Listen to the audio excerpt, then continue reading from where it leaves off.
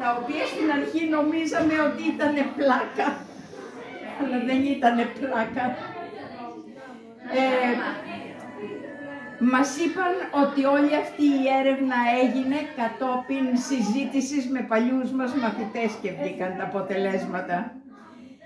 Ειλικρινά σας ευχαριστώ όλους πάρα πολύ που επιλέγετε το σχολείο μας. Ευχαριστώ πάρα πολύ όλα αυτά τα παλιά παιδιά μας που περάσαν από τα χέρια μας και για τα λόγια που είπανε σε αυτή την υπηρεσία στην Αθήνα. Πολλά ευχαριστώ. Φτάνει το τέλος της ζωής μου και δεν ευχήθηκα τίποτα άλλο παρά στη ζωή μου να αφήσω ένα όνομα πίσω που να αξίζει τον κόπο. Δεν κοίταξα ποτέ ούτε χρήματα ούτε τίποτα, μόνο ένα καλό όνομα. Και